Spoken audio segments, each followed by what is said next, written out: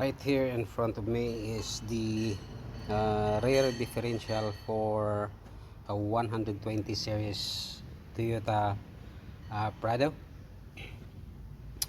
Uh, the customer went for a four-wheel driving, and this is what happened. So the crown gear was snapped too many teeth. Pinion gear is also snapped. Yeah, so we already have a rebuilding kit over here. So we already replaced the ground gear, the frictions. So this differential is a limited slip differential, LSD. So here's the new pinion gear with a new bearing already. So this is already new bearing.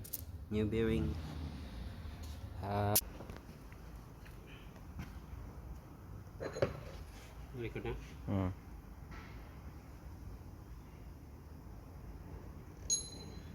So now we're gonna fit this bearing race for the differential carrier. So first thing to do is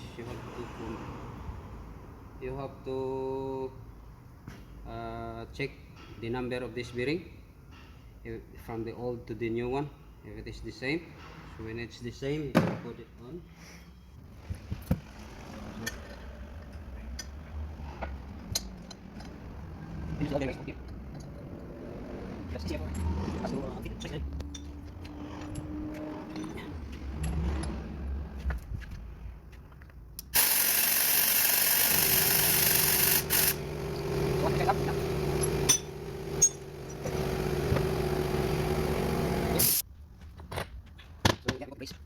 So put here, put it right side.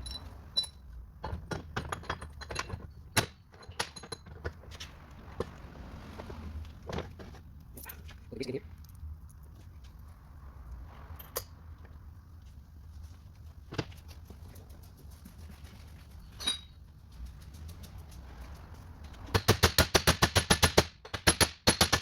Right.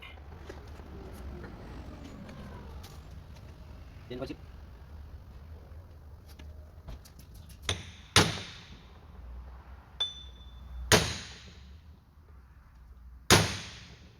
So for me, I use the bearing race to press the oil seal here, because it's really easy, because this one is flat, so you can press it really even. So yeah, once you want it up, that's good. Good. Now,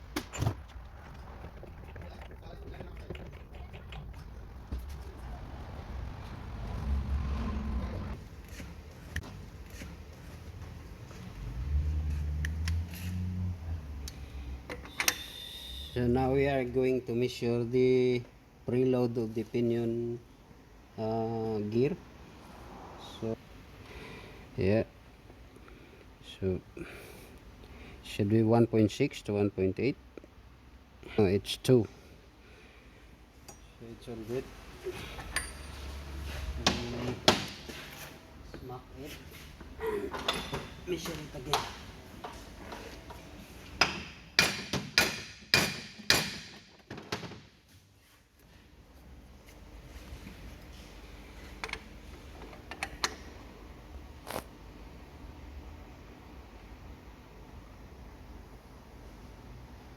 Yeah, so it's 2. Good. Yeah, that's how you measure the preload of the pinion, and you use this torque wrench with a dial gauge.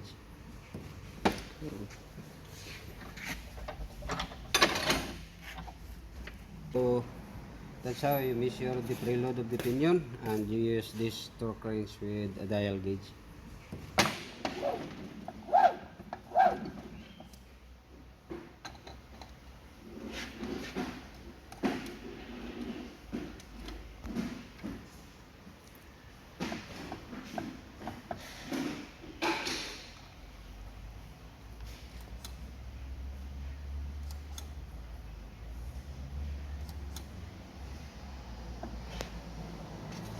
So we have 16.16.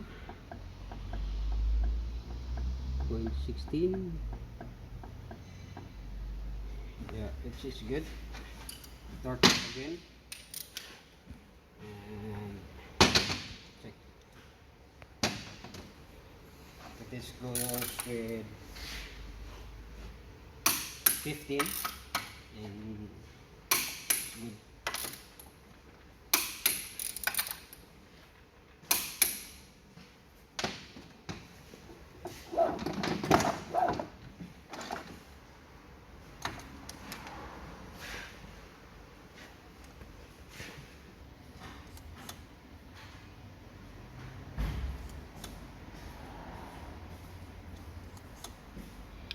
Yep. So we have 14. That's good.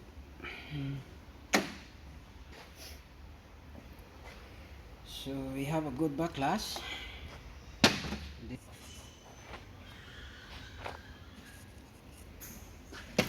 Yep.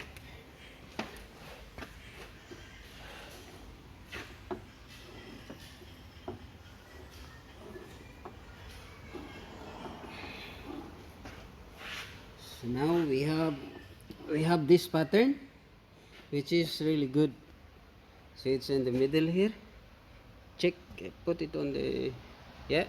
So that is the pattern of our pinion and the crown gear, which is really good in the middle. I'm happy with that.